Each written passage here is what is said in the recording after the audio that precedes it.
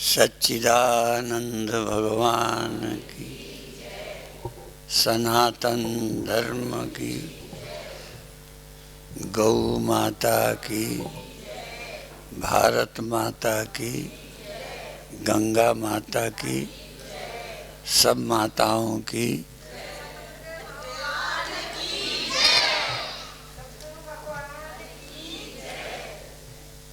हो सकता है गुरु के मिलने पर भी कोई उस पूर्णता को पाने से वंचित रह जाए, ऐसा हो सकता है, पर बिना गुरु के एक भी व्यक्ति वहां तक नहीं पहुंच सकता।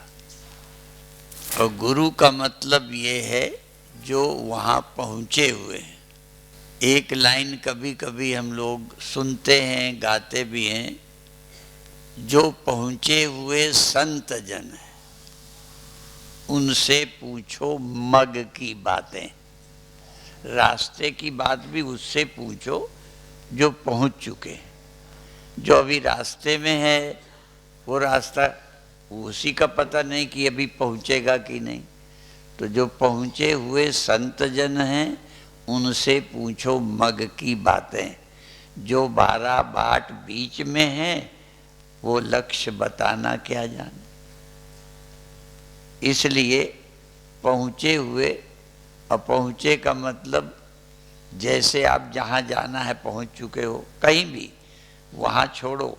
इस देश में भी कोई हरिद्वार जाना है, हो आए हैं, कोई मुंबई जाना है, जा चुके हैं, जानते हैं कैसे गए थे, तो वो साधन भी बता पाएंगे कि हम ऐसे ऐसे गए थे, ये ढंग है। ऐसे ही उस सत्य तक पहुंचने का मार्ग संत बताते हैं। इसीलिए पंजाब में तो कई बार ये एक प्रचार हो गया है, संत मत और वेद मत।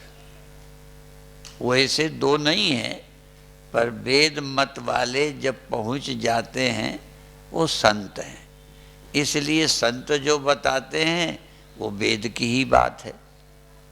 अब अपने से आप लोग तालमेल बिठाएं कि ये समझने पर भी हमारा मन वैराग्यवान नहीं है, तो सुन लेते हैं, समझ लेते हैं, लगता है कि ये बात सही है, पर उसका आनंद मिलता नहीं। संसार की चिंता सताती रहती है। इस सत्य तक पहुंचने के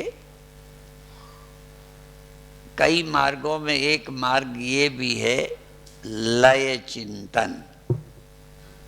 लय चिंतन, लय चिंतन कहते हैं कि जो चीजें आपने देखी उनको जैसे वो बन गई हैं ऐसे ही वापस करना लय। जैसे किसी मकान का लय करना हो, लय करने का मतलब गिरा देना ही नहीं है, लय चिंतन करना है, गिराना नहीं है। तो जैसे मकान का लय किसमें करना है, पहले ईंटों में। मकान के यदि ईंटें निकाल दो तो क्या चला गया, मकान। जो आपको है लगता है वो गया, लय कर दिया। अर्थात मकान में जो है छिपा उसको ढूंढा तो ईंटें मिले, मकान नहीं मिला, ये लय हो गया। अब ईंटें बहुत हैं, ईंटों का भी लय कर दो मिट्टी में। किससे बने हैं, मिट्टी से। तो ये लय चिंतन एक प्रक्रिया है सत्य तक पहुंचने की। अब ऐसे ही आप करो। और हमारे प्रवचनों में है, जब हम पढ़ते थे तो एक आता था टोपी की आत्म कहानी। टोपी अपनी कहानी बतावे, आत्म कहानी। तो आत्म कहानी क्या है कि पहले जमीन में पेड़ पौधा उपजा, उससे कपास बनी, और कपास से फिर बिनौले निकाले, रुई बनी, फिर वो उसका धागा बना, फिर कपड़ा बना, फिर कपड़े को काट करके टोपी बनाई। तो टोपी की कहानी कहाँ से शुरू हुई, यहाँ तक। अब मान लो टोपी को वापस करना है, तो टोपी नहीं है कपड़ा है, कपड़ा नहीं है धागा है, धागा नहीं है रुई है, रुई नहीं है वो पौधा है, बिनौला है, जमीन है। तो लय चिंतन।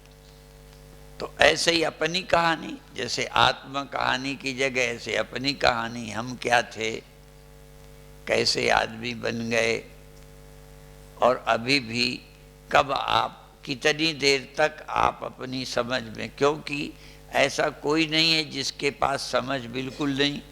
आदमी भर आदमियों के लिए है, पशुओं के लिए नहीं है, क्योंकि पशु भाषा नहीं समझता, इसलिए उसको नहीं बताया जा सकता। तो मनुष्य को मनुष्य मात्र समझ सकता है कि आप देह कब तक मालूम पड़ते हो, जब तक आपके पास मन बुद्धि है। मन नींद में गया, देह की ख्याल गया। और मन ऐसा सबका होता है, ऐसा भी नहीं है कि एक व्यक्ति का तो मन जगता है सोता नहीं, एक व्यक्ति का मन सोया ही है जगता नहीं। मनुष्य मात्र का मन जगता भी है, देह में रहता है, देह भाव रहता है, और दो अवस्थाओं में देह रहता है। जगने में भी देह है, और ख्याल में मन में देह बैठ गया तो स्वप्नों तक भी ये चला जाता है,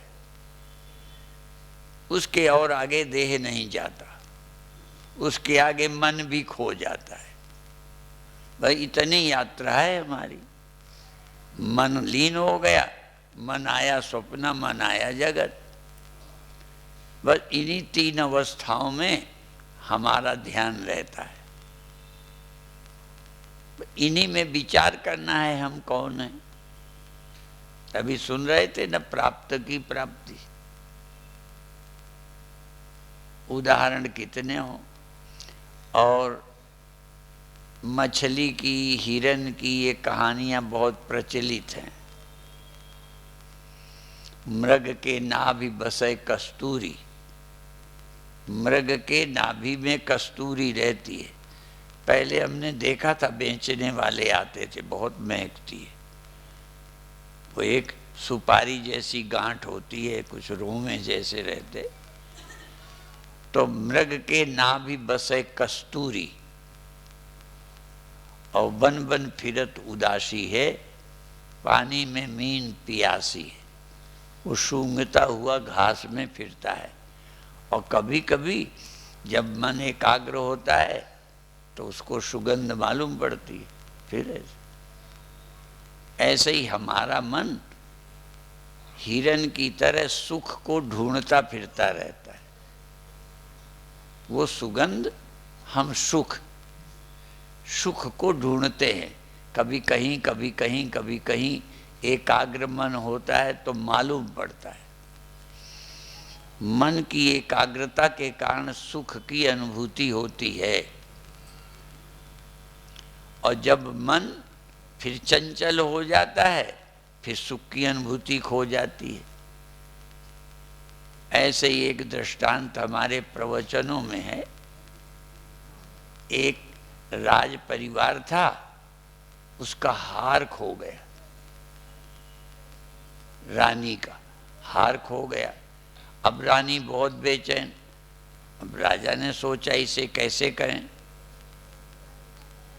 तो फिर राजा ने इनाम लगाया कि जो दे देगा खोज के हार, उसे 1 लाख देंगे। और जो कई बार बड़े आदमी दादाओं के पास चीज हो भी तो बता सकते हैं, पर लाके तो नहीं दे सकते। तो राजा ने ये भी छूट दी कि बता दे कोई कहाँ है, किसके पास है, तो 50,000 दे देंगे।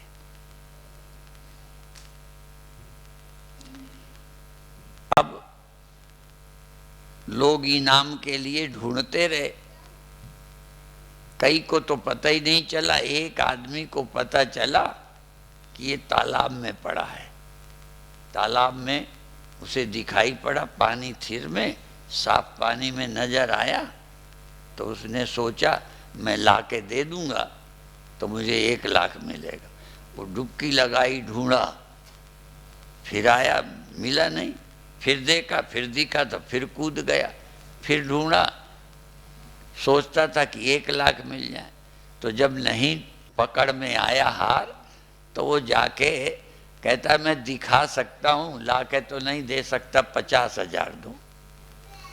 तो उसने राजा को जाके दिखा दिया कि हार ये पड़ा है 50,000 में। अब 50,000 उसे मिल गए। अब वो सोचते थे हम निकाल लेंगे, उनको भी नहीं निकले, दिखे, मिले नहीं। ठीक है, बहुत हो गया। तब किसी संत को पता चला कि ये ढूंढ रहे हैं, मिलता नहीं है। तभी तो कह रहे थे संत ढूंढते हैं, खोजते हैं, विधि उनको मालूम होती है। तो जब किसी को नहीं मिला तो संत को लगा कि यहाँ होता तो मिल जाता, दिखता है। जैसे अभी बता रहे थे ना स्वामी ज्योतिर्मयानंद कल के प्रवचन में कि शीशे में मुख और संसार में सुख, दिखता है, मिलता नहीं। ऐसे ही तालाब में वो दिख रहा था, मिल नहीं रहा था, क्योंकि था ही नहीं। तो संत ने देखा कि भाई इतना ढूंढ रहे नहीं मिला, तो उसका ध्यान ऊपर गया। तालाब के किनारे पीपल का पेड़ था, उसमें ही किसी चील ने उस हार को पकड़ लिया था, पेड़ में बैठी उसी में छोड़ दिया तो लटका हुआ था, उसकी छाया पड़ रही थी। तो हार तो पेड़ में था, दिख तालाब में रहा था। ऐसे ही अभी जो बता रहे थे, सुगंध तो नाभि में है, कभी कभी एकाग्रता से घास में मालूम पड़ती है। तो इसी तरह से मनुष्य उस सुख के लिए तड़फता रहता है, मिलता नहीं है। तो इसी तरह मान लो नीचे माने संसार में इंद्रियों के विषय में सुख मालूम पड़ता है, पकड़ में नहीं आता। तो कहते ऊपर, इसीलिए कई लोग दशम द्वार कहते हैं, कोई सहस्रार, कोई शून्य, कोई गगन महल में भरी है घनौची, पी पी संत भय मगना, सो हम रंग राचे संत जना, ऐसे बोलते हैं। तो आनंद कहीं है नहीं जब मन संकल्प रहित होता है, बिल्कुल किसी तरह की कोई चाह ना हो। नहीं तो नींद में कौन सी साधना की है, गहरी नींद में कोई दुखी होता है। पर एक भ्रम है, लगता है सोने के कारण, ऐसा नहीं है। इसीलिए ध्यान में जब निर्विकल्प मन हो जाता है, मन चाह रहित होता है, तो कोई दुख नहीं रहता, कोई चिंता नहीं रहती। पर जागृत में सब इच्छाओं से रहित होना आसान नहीं है। थोड़ी देर को भी मैं देह हूँ, मर जाऊंगा, ये भी ख्याल ना हो। नींद में तो देह का खबर मरने का रहते ही नहीं। भाई जागृत में भी यदि नींद की तरह हम देह की कल्पना छोड़ दें कि हम जन्मे हैं, मर जाएंगे, देह की कल्पना छोड़ दें कि ये हूँ, ये मेरे हैं, क्योंकि यही तो चिंताएं पकड़े हैं। तो देह हूँ, मेरे हैं, सब वृत्तियों का निरोध हो जाए, सभी संकल्प इच्छाएं खत्म हो जाएं, थोड़ी देर को ही सही, जिसको कहते हैं सिंपल नमूना। तो जागृत में थोड़ी देर के लिए ऐसी अवस्था लानी चाहिए जैसे मैं धन को भी भूल जाऊं, नहीं तो गरीब या अमीर होऊंगा, परिवार को भूल जाऊं, नहीं तो मेरे कोई है कोई नहीं है, कोई का लड़का नहीं है तो कोई के फला नहीं है, कोई बड़ा नहीं है। माने कोई ना कोई कल्पनाएं हमें दुखी भी रखती हैं और दौड़ाए भी रहती है।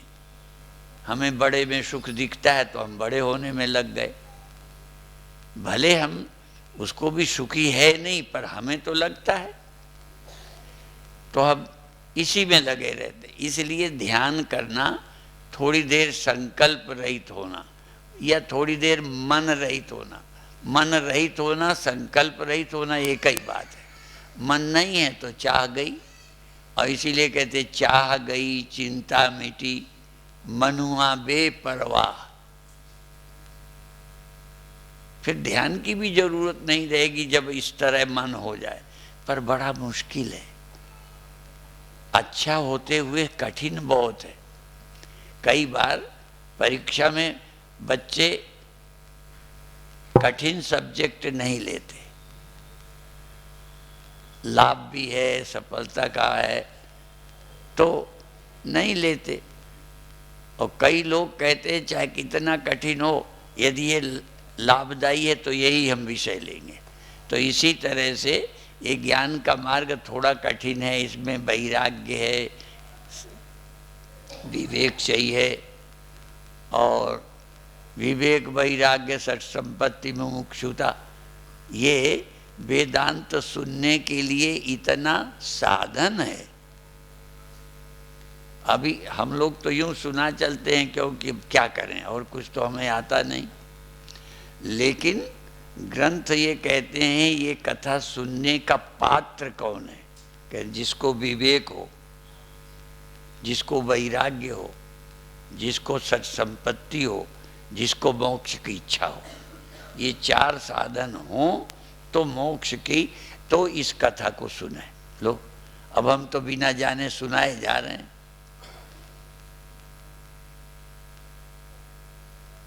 तो वैराग्य, विवेक माने नित्य अनित्य वस्तु का विवेक हो, अनित्य जो चीज नहीं रहने वाली है उससे वैराग्य हो। वैराग्य नहीं होगा तो कुछ भी सुनते रहो, दुख हो गई, चिंता हो गई। न रहने वाली चीजों का पहले पता, फिर उनसे वैराग्य, और थोड़ा बहुत शरीर रहते कष्ट वष्ट हो गए तो उसके सहने की थोड़ी तैयारी, अभ्यास करें। सत संपत्ति और मुक्त होने की इच्छा, अमृत प्राप्ति की इच्छा हो। अब अमृत, यदि कभी कभी हमने उदाहरण दिया कि स्वप्न में किसी का ब्याह हो रहा हो और नींद खुल जाए, तो जो खुशी हो रही थी, घोड़े में चढ़ा था, गाजे बाजे से, कई बार हम लोग निकलते हैं तो गाड़ियां हमारी फंस जाती हैं बारातियों की, और देर तक नाचते हैं, उनको क्या कहे। अब उनसे भिड़ जाओ तो और गड़बड़ है, क्योंकि हम लोग सोचते हैं ना ये जो बाराती हैं और वो हैं, इन सबको थोड़े थोड़े वो लगे रहते हैं। 12 भूत बाराती लागे और जाने कि इसको घर को, और एक एक सब जन को। तो उस समय तो मस्ती में होते हैं, कई तो पिए भी होते हैं, तो अपनी गाड़ी ही बचाते हैं। ये थोड़ी देर रुक लेते हैं कि बारात और आगे निकल जाए, तब चौराहा पार करेंगे। तो हमारा मतलब वो आनंद में थे, इतने में नींद खुल गई बारात, तो उन्हें अच्छा नहीं लगता। और कोई सांप मिल गया हो, दुष्ट मिल गया हो, मार रहा हो, नींद खुल जाए तो लाभ हो गया। दुख में नींद खुल जाए स्वप्न में तो अच्छा लगता है ना, नींद खुलती तो आफत, भले न मरते लेकिन उतरी देर, समय तो आफत में बीत रहा था। तो ऐसे ही जब तक बोध नहीं हो, भले मरो नहीं पर मरने का दुख तो हो ही रहा, भले मेरे तेरे की चिंता तो हो ही रही है।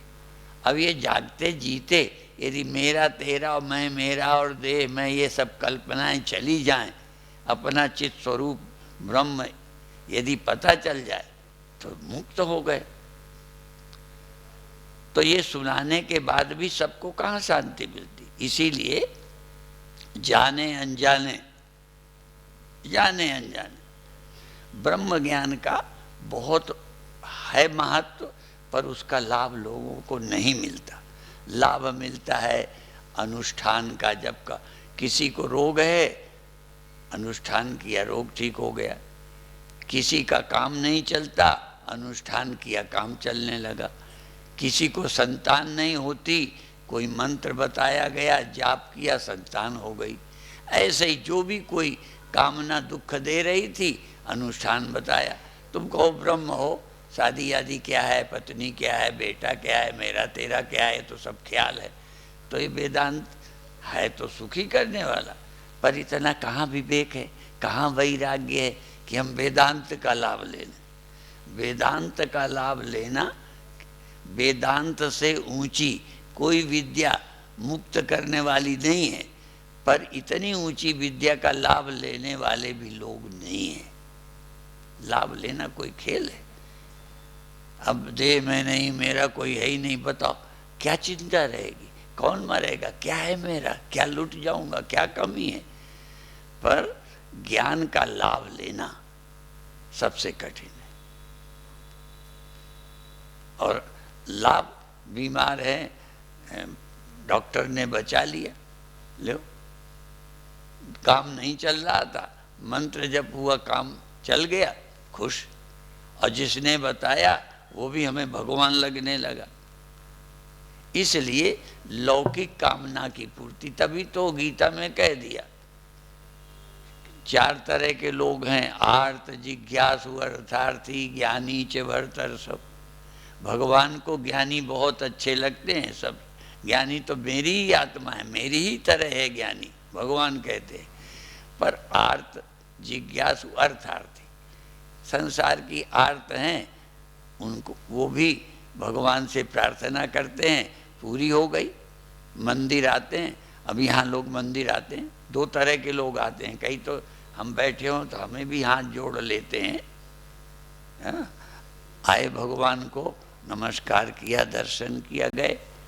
बहुत लोग आते हैं, तो कोई ना कोई रहता होगा कि भगवान हमें सहायता करेंगे, मदद करेंगे।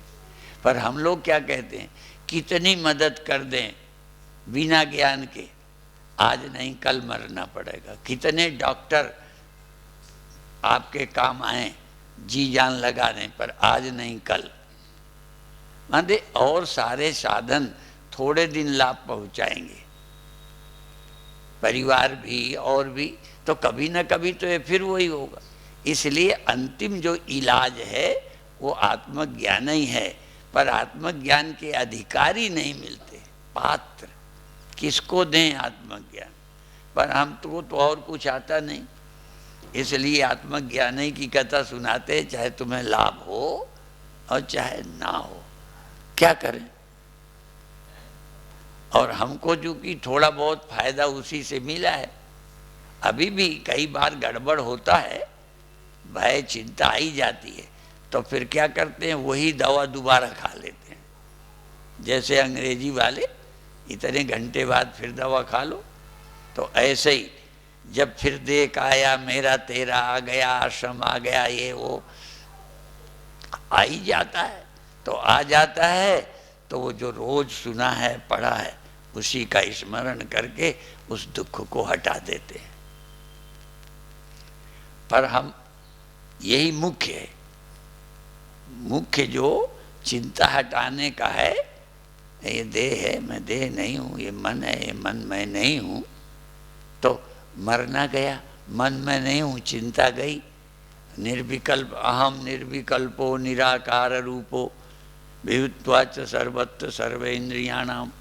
तो अपने आत्मा का विचार, इसलिए आत्म विचार ही कल्याण का पूर्णता सच्चा रास्ता है।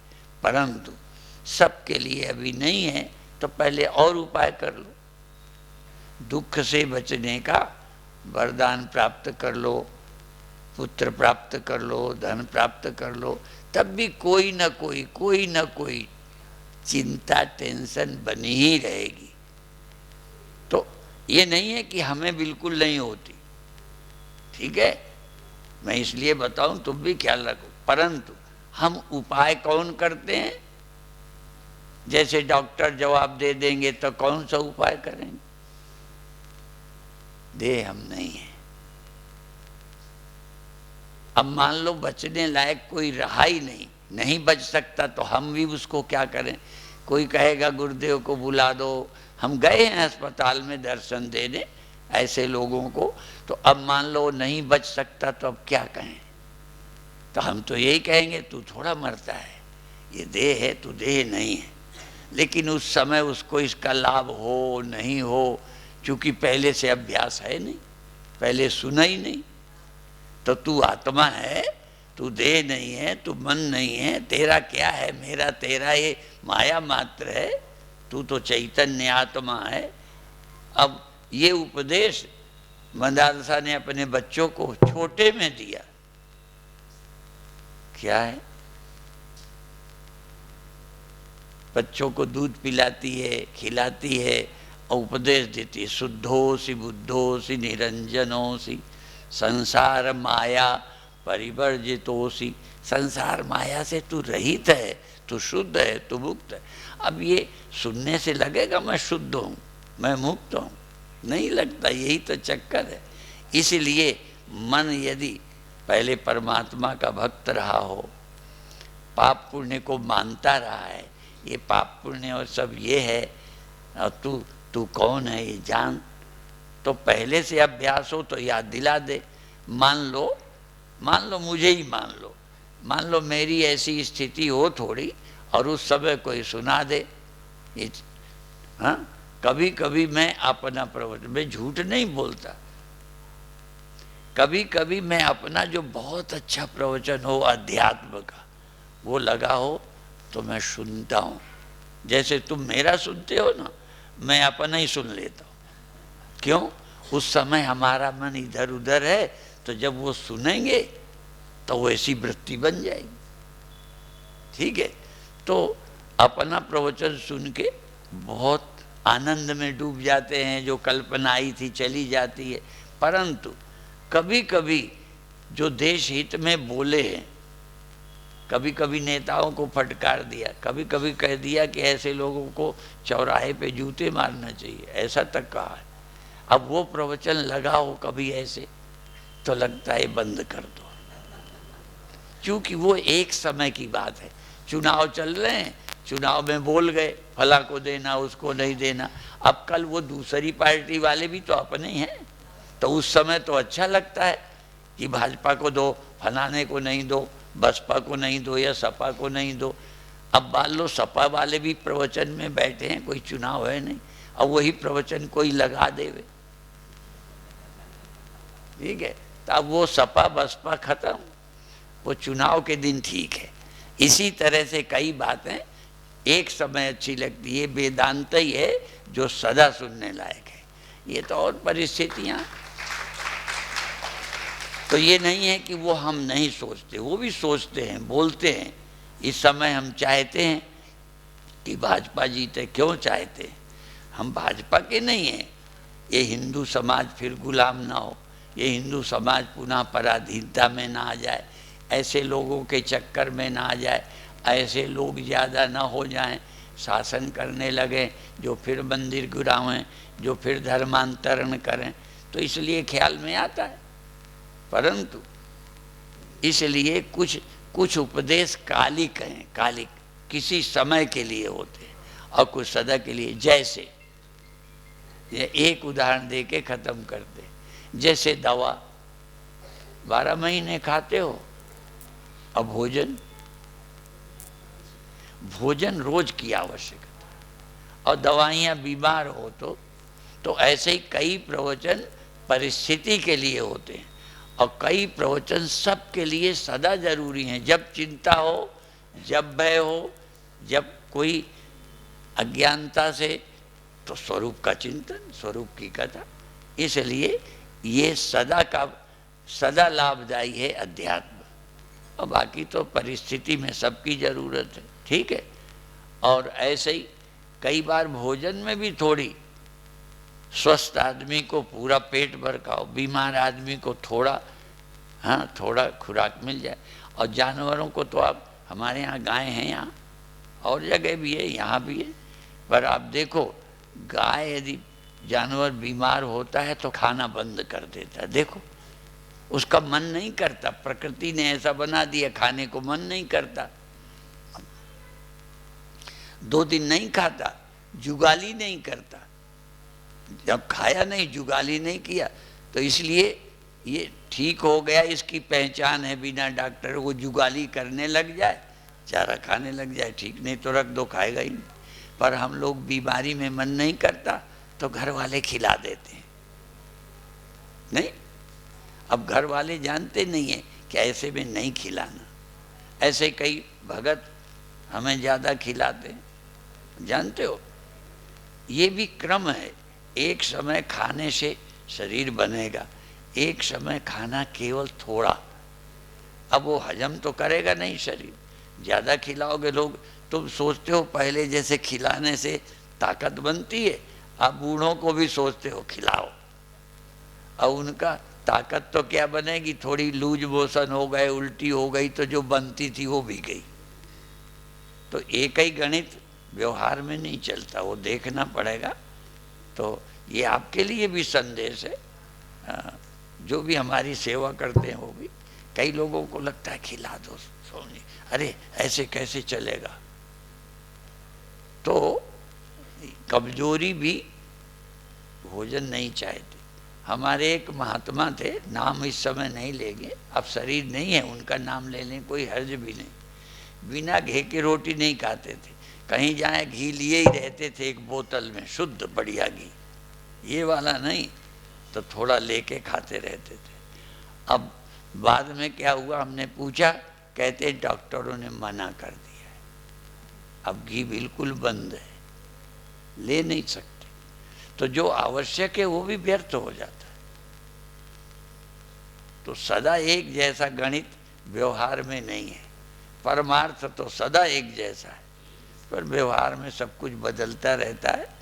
तो आप लोग भी अपने बहुत बूढ़ों की जरूरत से ज़्यादा सेवा नहीं किया करो। डॉक्टर की राय से स्वास्थ्य देखते हुए, जानकारी रखते हुए सेवा करना, जिससे उन्हें नुकसान ना हो। बल्कि वो ज़्यादा खाते हो तो समझदार आदमी कह दे नहीं अभी एक ही खाओ, अब ज़्यादा मत खाओ। कई बार बूढ़ों का मन करता है, हैं? तो उनका भला इसी में है। तो जी बच्चे का और बूढ़े को दो का बड़ा ख्याल रखना चाहिए। बच्चे को यदि हम ज़्यादा कुछ देने लगे तो आप कहते हो नहीं स्वामी जी इसको मत दो। ऐसे ही बूढ़े और बच्चे लगभग एक समान होते हैं, दोनों का ख्याल। बूढ़े अपना ख्याल नहीं रख सकते, जैसे हम ही कई मामलों में परहेज उतना नहीं रखते, तो ये ध्यान रखते हैं लोग छुएं नहीं, लोग दूर रहें। हमें तो कई बार तरस आ जाता है, छू लेने दो कोई बात नहीं। तो बूढ़ों का और बच्चों का ख्याल जो सेवकों को रखना होता है, ठीक है ना। तो आप भी ये ध्यान रखना, बूढ़े और बच्चों का, बच्चों की इच्छा की पूर्ति नहीं करना, उसके हित का ख्याल रखे, ठीक है। ऐसे ही बूढ़ों का भी मन का शब्द नहीं करना, पर गंवारों की तरह जोर से नहीं माना, प्यार से कहना नुकसान करेगा, आप इतना नहीं लो, नहीं लो, नहीं तो उन्हें अपमान लगेगा तो भी घर वो तलाक देंगे तुम्हारे को, और मीडिया में जाके कहेंगे बच्चे हमारा ख्याल नहीं रखते। इसलिए उनको दुखी भी नहीं करना, पर उनके मन की भी नहीं करना। मन की ना करने का तरीका है उनका भला बता के, नुकसान करेगा ऐसा नहीं करो, ऐसा नहीं खाओ, हैं। तो इस तरह का परिवार का भी ख्याल रखना चाहिए, ठीक है। ओम शांति शांति शांति।